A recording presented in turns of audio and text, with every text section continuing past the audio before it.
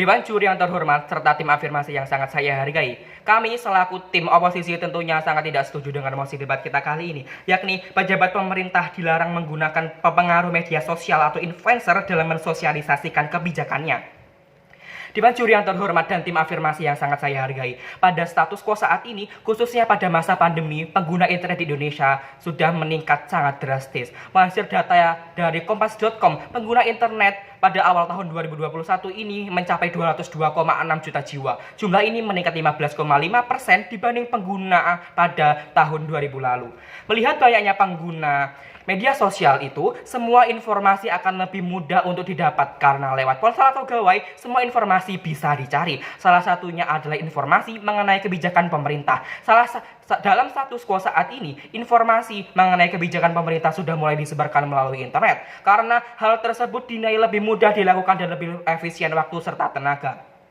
Ditambah lagi kehadiran influencer dengan pengikut yang banyak bisa dijadikan kolaborasi untuk menyebarluaskan informasi terkait kebijakan pemerintah. Kami menganggap influencer dapat dijadikan penyebar informasi agar berita atau informasi tersebut lebih tersebar merata. Alasan saya akan saya jelaskan dalam poin argumen saya nanti. Masuk ke dalam sanggahan saya. Yang pertama, sebelumnya tim pemerintah mengatakan bahwa influencer memiliki kecenderungan menggiring opini masyarakat tanpa diskursus.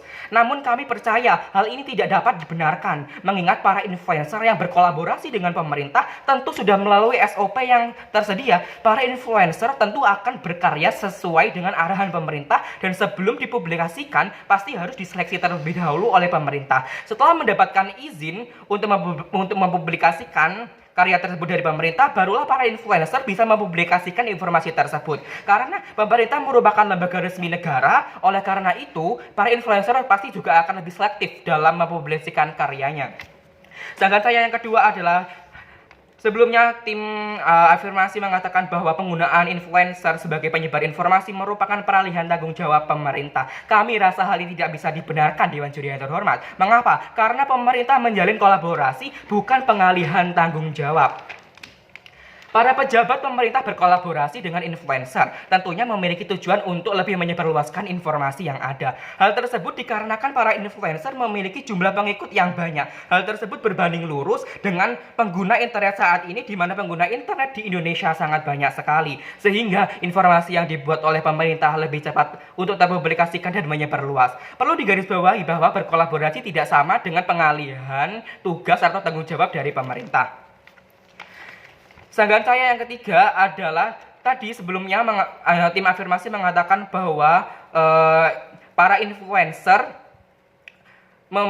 tidak berpengaruh dalam penyampaian aspirasi masyarakat. Namun kami percaya bahwa jika informasi tersebar dengan cepat, maka masyarakat akan langsung bisa menanggapi dan bisa berdiskusi antar masyarakat atau antar masyarakat dengan pemerintah desanya terlebih dahulu. Masuk ke dalam poin argumen saya.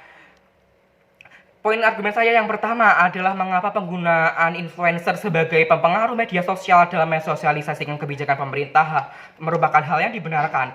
Masuk ke dalam subpoin argumen saya yang pertama adalah karena kebijakan hal ini telah mendapatkan dukungan dari Menteri Komunikasi dan Informatika, yakni Bapak Joni. Beliau mengatakan komunikasi harus bisa ditingkatkan agar dapat menyentuh lapisan masyarakat. Penggunaan influencer ini adalah salah satu caranya. Yang terpenting adalah dilakukannya kolaborasi. Dari sini bisa kita simpulkan bahwa keberadaan influencer juga berpengaruh dalam penyebaran informasi, terutama mengenai kebijakan pemerintah. Selain itu, menurut beliau mengatakan bahwa saat ini merupakan pandemi COVID-19. Jadi lebih ditekankan untuk penyebarluasan informasi yakni secara online, sedangkan para influencer memiliki pengaruh yang besar terhadap media sosial. Masuk ke dalam poin argumen saya yang kedua adalah jumlah pengikut para influencer di media sosial sangat banyak jika dibandingkan dengan media sosial pemerintah. Hal ini menandakan bahwa influencer merupakan sarana yang tepat untuk menyebarluaskan informasi. Tentunya informasi sudah terlebih dahulu disaring oleh pemerintah. Langkah pemerintah ini untuk berkolaborasi dengan influencer juga sudah sangat tepat sekali. Dikarenakan pengikutnya yang banyak serta para influencer juga sudah memiliki fans-fans yang fanatik dengannya. Oleh karena itu itu influencer bak magnet yang dapat menarik minat pengikutnya untuk melakukan hal yang sama dengan influencer tersebut lakukan. Para pengikut secara otomatis akan melakukan hal yang sama. Terlebih jika hal tersebut merupakan sebuah kebijakan pemerintah, pasti para pengikut akan lebih banyak untuk mengikuti kebijakan pemerintah tersebut.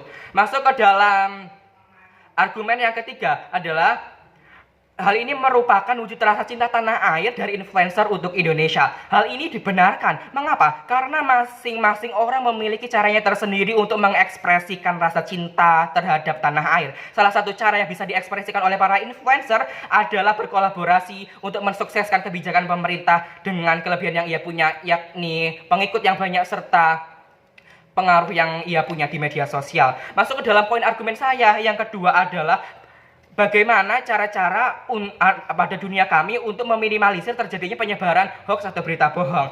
Ya, cara yang pertama yang bisa dilakukan adalah pemerintah bisa bekerja sama dengan Komisi Penyiaran Indonesia untuk menangkal berita hoax atau menyaring berita-berita hoax tersebut agar tidak tersebar luas di internet.